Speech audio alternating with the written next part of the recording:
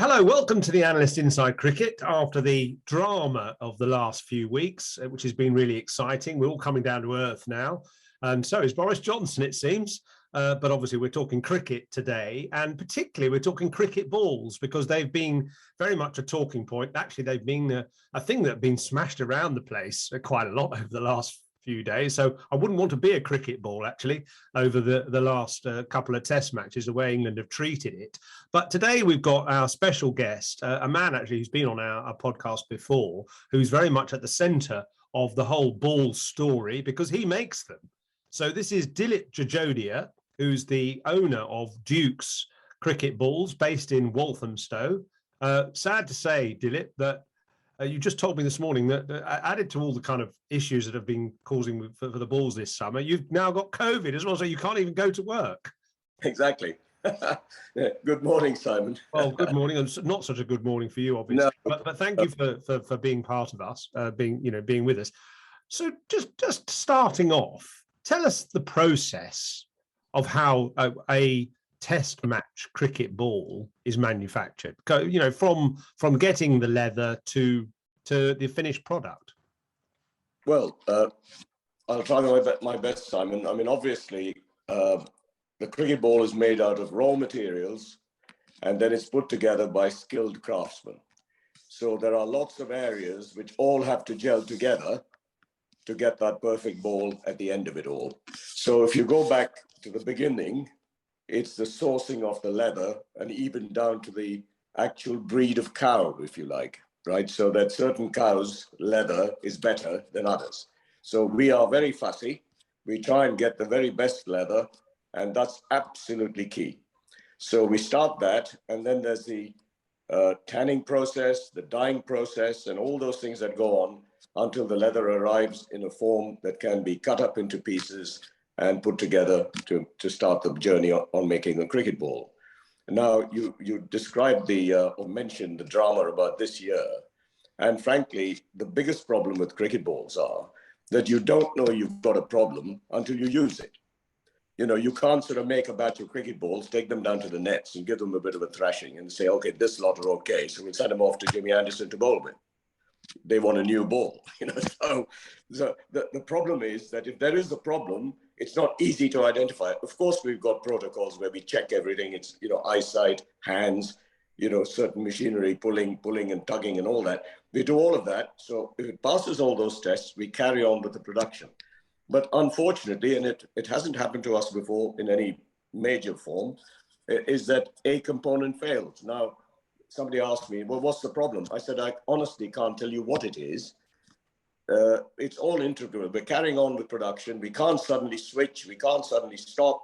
We've got to carry on. And at the end of the season, we will be able to collect a lot of balls and analyze them and look at them and talk to the tannery and so on and try and pinpoint where the problem is. My gut feeling is that there is something wrong with the main component, which is leather. I'm not saying it is because I don't really know, but I think it is from my experience. And it may be that there's a chemical, problem with the tanning. You see, the other thing to bear in mind is the sourcing of the leather actually goes back into the COVID era, when people were furloughed and people were laid off and so on. So we don't know whether any of that affected the procedures, So I'm not blaming anybody. I'm just saying this might be one of the problems. So the leather comes along, so that's the key. So that's, starting. Let's start from the leather itself. Where is your leather from? Well, the leather is from the tannery is in Derbyshire, and the leather preferably comes from Angus hides in Scotland. That's the best that I think works. The conditions are right. The grass, the atmosphere and everything else is perfect for the skin that those cows have. Is there a particular area where they come from? Well, the trouble, Simon, these days is that it's such a competitive and high value sort of market that, the demands it's very difficult to pin down. I mean, I'd love to be able to say, right, that field over there with all those cows, I want their leather when you butcher them, it doesn't happen. But we have to rely on the tannery having those connections with the cattle people to try and get us the best, and they do. More often than we know. Do you realise this is a bit like making wine? I've just been in Burgundy actually on a little holiday, and examining different wine production systems. And, you know, it's amazing actually that they can take grapes from one bit of a field which has slightly different soil and a slightly different aspect. And I'm sure, you know, many wine drinkers will know this already, but you get a grape, the same grape from another field or a bit of a field, only 500, 500 yards away, with a slightly different soil and a different aspect, and it's completely different grape, so, or different taste. So it's amazing. And I suppose this is the same sort of story. Okay, so anyway, the tannery in Derbyshire sources the leather and then tans it, presumably. Yes. And then what happens? And then sends it to us. And of course, we go through all our protocols and decide that these heights, and that's another thing to mention, actually, which is important, that whilst the leather comes from the tannery, it's not just one cow. It's several cows, you know, that have gone through the process. And the cows themselves could be different. You know, you're talking about, 100 yards to produce different wine. Well, you can imagine what happens between cows, so but everything is done to try and standardize as best we can. 4 bits of leather, which is the 4-piece ball, cut by a die. And we actually, by the way, when we cut the leather, we cut from the middle of the backbone going outwards, the strips of leather, and then we cut 1, 2, 3, 4 and put a rubber band around them so they're kept together, so we're getting as much uniformity as possible. And then it goes through to the next phase where a very skilled craftsman joins the 2 quarters together, and that's a process called closing. And that's the invisible stitching that goes underneath the surface, backwards and forwards, to hold those 2 quarters together.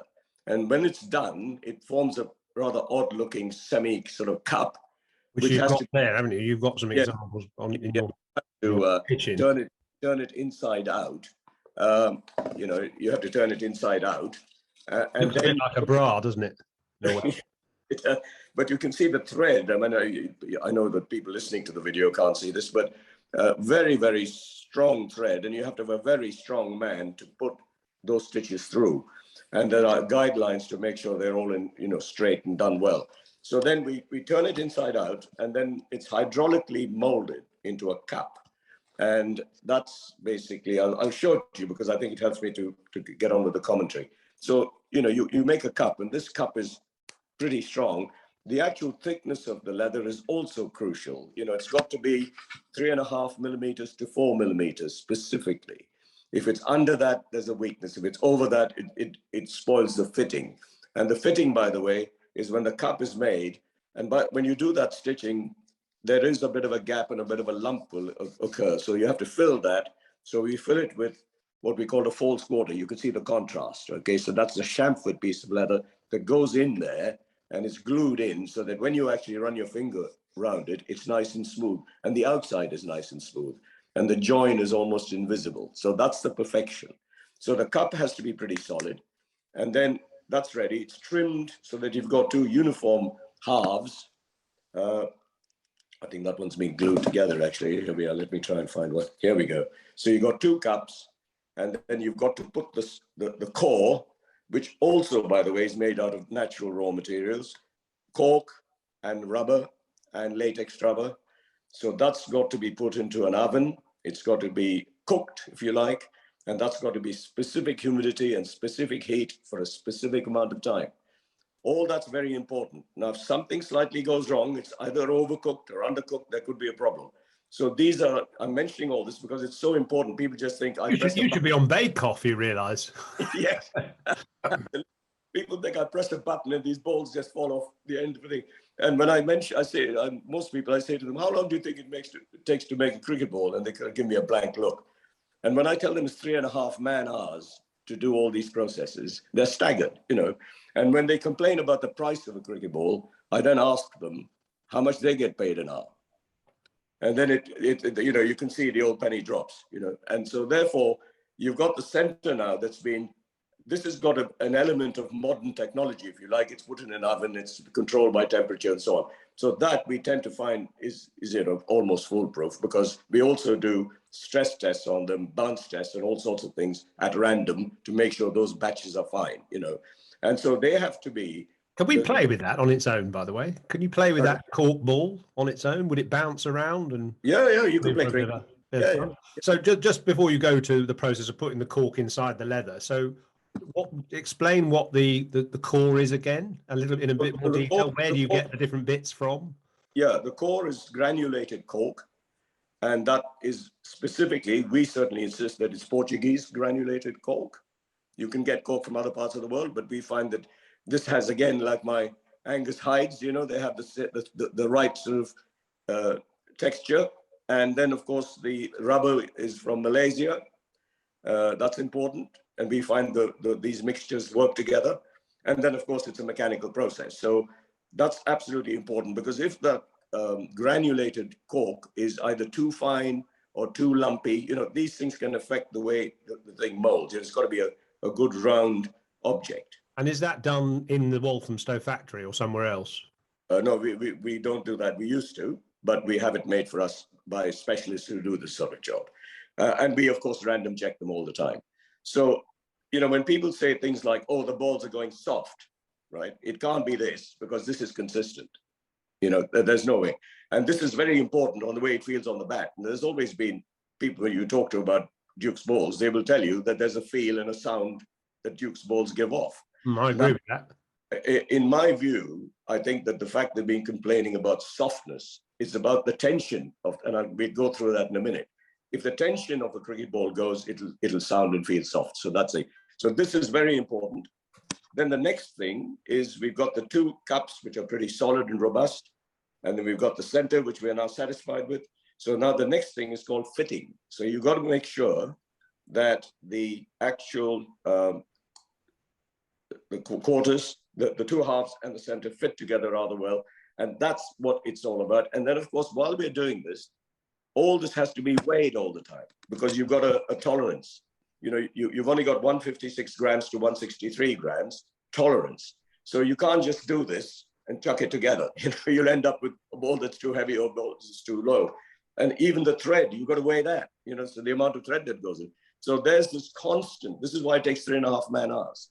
So when we've done that with a hand stitch ball, it's put together at this stage with what's called the seam. The seam is not all the stitching that you see, it's just the middle row, the small stitches. That holds the ball together.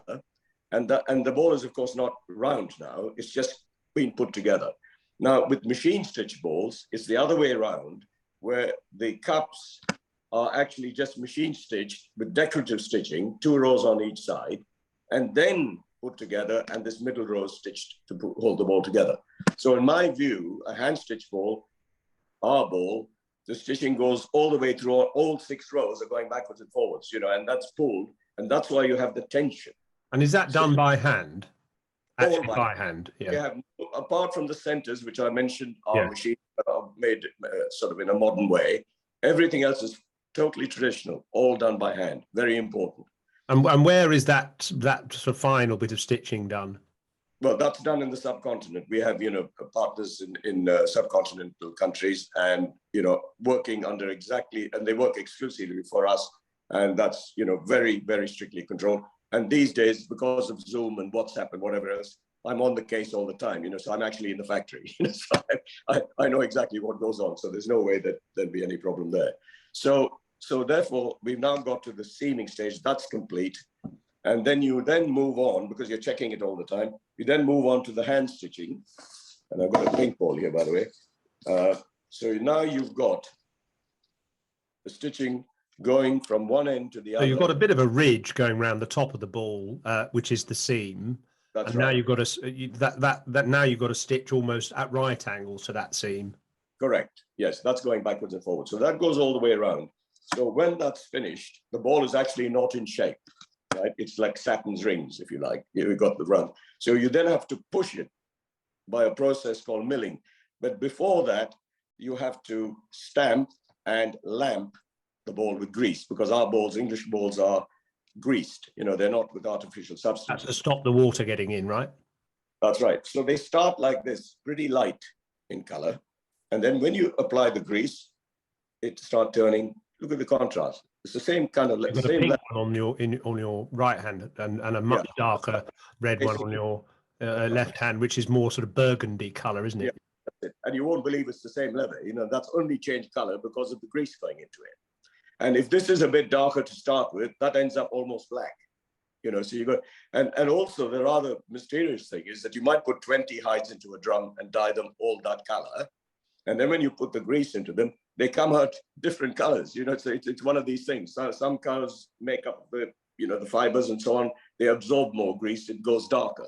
So we have to have this challenge of sorting all this out. So we get orders from Northern League saying, we'd like the order, 300 dark, underlined 3 times balls, I can't suddenly produce 300 balls just like that. I've got to select them as we go along. So we get to that point. So this is it. Now you've got a ball here that's been greased, and then it's been stitched, and that's, you can see that's beautiful hand stitching, and that's going all the way through. And then we've now got to mill it, which goes in for pressing. And that's well, I remember seeing the mill in your factory, and it looks a bit like a massive egg timer or something. I mean, it's like a big press which forces the pressure onto the ball to make it round. Yeah, that's right. And then when you do that, you put the ball in, and then the amount of pressure you put in, that's something else that you learn, and it becomes something in your genes. The amount of pressure, you feel that. You can't put a machine on it, So the guys doing this job, including me, I do quite a lot of it.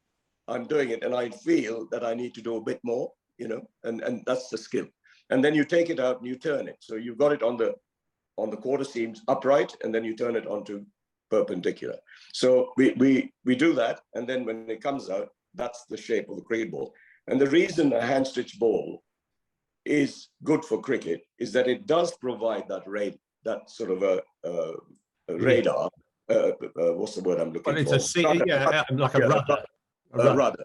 Yeah. So you've then got a raised area, and of course you've got stitching underneath. So when you hit the deck for, people don't realize 80 overs is a lot of hammer, So if these 2 outer rows are just machine stitched, they get flattened, and then the ball has got nothing.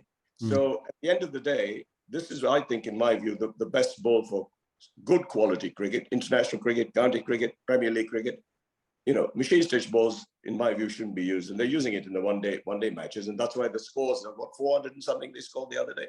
Yeah, 498. Yeah, I mean, this is crazy. I mean, bowlers will give up and just put a bowling machine out there for them to hit. It's just really crazy. So, and then of course you might have seen in the factory lamping and so on before we apply. So that's a man that's sitting by a naked flame, basically heating the wax onto the ball, the grease onto the ball, and that's right, getting it sort of so that it is absorbed. Is that how it works? That's right. It gets absorbed, and then of course the superficial shellac polish is put on, which gives it a nice shine. But that comes off very quickly, as you've used it in your career. But then the key is, because that grease is in there and has gone into the pores, if you like, of the leather, you then can shine it and work on one side. In the old days, it was saliva and allegations of sweets and all that, but you can still put sweat and get the same effect. But the key is that, in my view, the shine is achieved leather against another natural raw material. Trousers made of, say, in the old days, it used to be worsted trousers, weren't they? The old trousers, or cotton. But polyester, which is what everybody wears now, all these modern kits are all polyester. And that doesn't shine the ball. And I watched Joe Root rubbing away on his sleeve, In a way, he's wasting his time. He really ought to put a towel down into his trousers, as the famous bowlers like Malcolm Marshall, he always had a towel. Angus Fraser, I can remember, always had a towel. And that's just such a simple thing. And that'll assist, because, bowlers are struggling. And of course, the problem now is if they don't get wickets after about 10 overs, they want to change the ball, and they go up to the umpire. And they're not working on the ball enough. We need a chamois leather, actually. That's what we need, really. So, I mean, you must find it exasperating this summer, given the painstaking way in which you put these balls together over years and years. And I know you've been doing it, a long time now. It must be really frustrating and almost quite sad for you, actually, to see now the ball being changed every, 20 overs, and the umpires constantly trying to put it through that ring. And sometimes it goes through and sometimes it don't. And the bowlers all looking a little bit hapless and forlorn. I mean, how does that make you feel? Dreadful.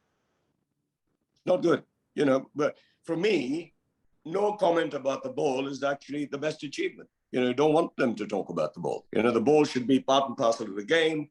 And, that should be it. Did it ever worry you that the ball was almost doing too much some years in Test cricket and even county cricket.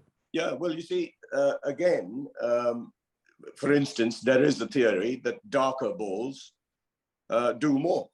And that's why I said to you, I get some orders from leagues which underline dark 3 times because they perceive darker balls. And it may be that there's more grease in the leather, that particular hide has taken in more grease and therefore they can get more shine. Yeah? So these are all the little subtleties that apply to it.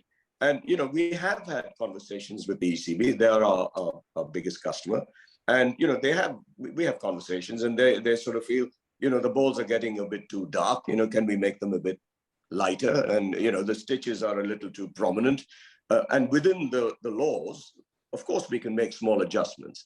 But what we can't do is to make radical changes. There is a standard. We make the balls to a standard. So when people say things like they've gone soft or they sound, to a certain extent, that's all irrelevant stuff unless there's a major technical problem.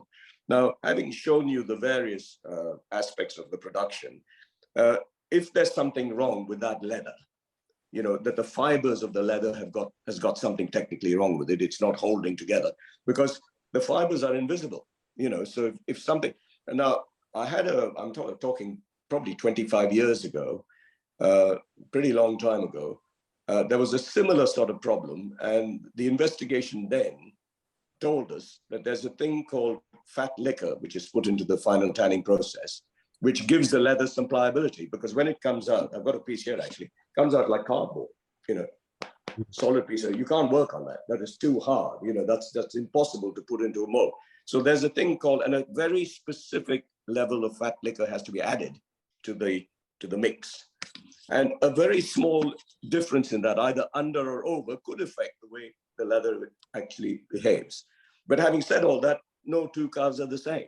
So, this is the complexity, so it may be, and this is just a guess on my part, we were asked to make the balls a little lighter.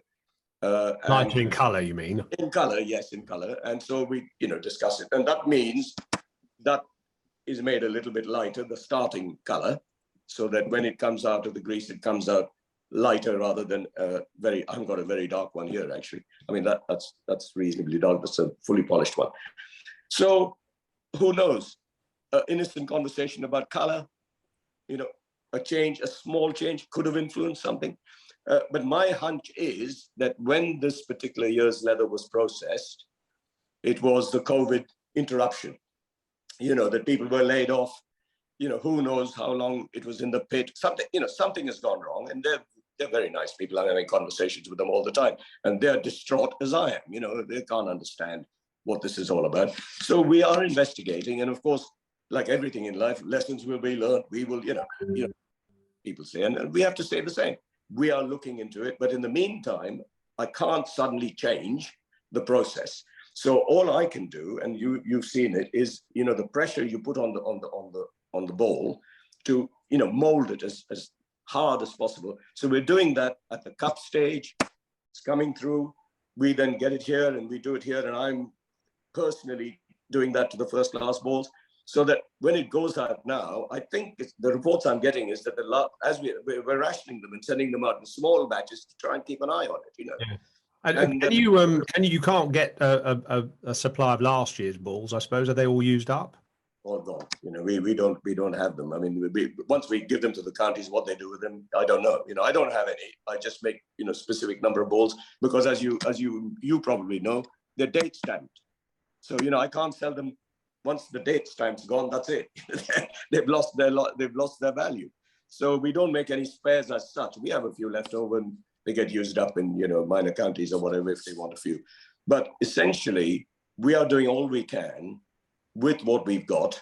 And the reports are coming back that it is getting better. They're not changing as many balls, And I mean, this test match, in my view, was really over-exaggerated. I mean, they changed the ball after one ball. Got a replacement ball. Well, it's usually a tactic because the ball's not doing anything. If the batsmen are dominant, the bowlers try to change the ball, don't they? There is also an issue about the way you put a ball through the ring. It's got to go through the ring like that, not like Saturn. Seam up. Yeah, it's got to go seam up, Right. And also, I'm wondering whether I'm not going to be talking through my head here. I'm sorry, but have these rings been calibrated? It seems very strange to me. And where were these rings made? We supplied rings many years ago, properly made by an engineering company in Derbyshire, and they were used widely by the umpires, but we haven't supplied those for years. So I don't know where these rings are coming from. But it's important that these things are calibrated from time to time and make it all okay. Well, look, it's all a mystery, and it's fascinating to hear the story. I want to know one thing: have you ever had a thank you from any of the England seam bowlers like Jimmy Anderson and Stuart Broad for making their job easier? No, one of them described the ball as though it was made out of plasticine, apparently, the other day, which I found rather amusing. In past years, I mean, you have, look, I'm not taking away from their skill, by the way. I mean, absolutely brilliant skills, but they couldn't have done what they've achieved, I don't think, without your Duke's balls. But they've never actually acknowledged that, perhaps. Well, that's life, Simon. That's quite that's a humbling reply. Well, anyway, on behalf of all bowlers, I'd just like to say a personal thank you. It didn't always help me, but whenever I was in a good rhythm, there was no doubt bowling with the Duke's ball was a great pleasure. So thank you from all bowlers for what you've done over the years, and I hope you can find the solution. It sounds like quite a complicated business trying to unpick the very complicated business of making the balls to find out what might have gone wrong. Yeah, that's right. And I think, in fairness, I haven't been thrashing about blaming all and sundry. I thought, keep your head, keep cool, because it's a problem. It's obviously a problem, and we're doing our best to try and circumvent it. That's it. That's all you can do, and work closely with our customers. And all the counties are wonderful. We're rationing them out, just making sure they've got balls for their game, and they're all cooperating very well indeed. And I guess it's handy to know that they trust us to keep them all going. We're not letting people down. That's the main thing. Well, I guess you've got, although there's no rest, I know for your business, at least I suppose you might have a bit of time out of the limelight now, because it's all white ball cricket for the next 6 weeks or so, certainly at international level. And I'm sure by the time we finish this white ball sequence of T20s and ODIs and the 100, of course, I'm sure all these bowlers will be absolutely gagging to get a Duke's red ball in their hand again. And anything that moves off the straight will be an absolute joy. So listen, thank you for your time. Get well soon and don't stress. These things go in cycles. I'm sure it'll be all right in due course. Yeah, let me just give you a bit of good news before you go. And that is that they used the Duke's ball in the women's test match for the first time. And they swung it, didn't they? With universal acclaim. So that cheered me up, because I've been trying to get them to do that for years, and they finally discovered that there is a big difference. And so hopefully we've got them to use Dukes now going forward. Very good. Well, it's a shame, actually. Of course, that game was washed out, because that could have been an interesting conclusion. But I remember, there was a lot of swing bowling in that game, and it was good to watch. Anyway, Dilip, thank you very much for your time. We won't stop you from your important work anymore. So thank you very much and good luck. Great pleasure. And thank you for having me on. Thanks, Simon.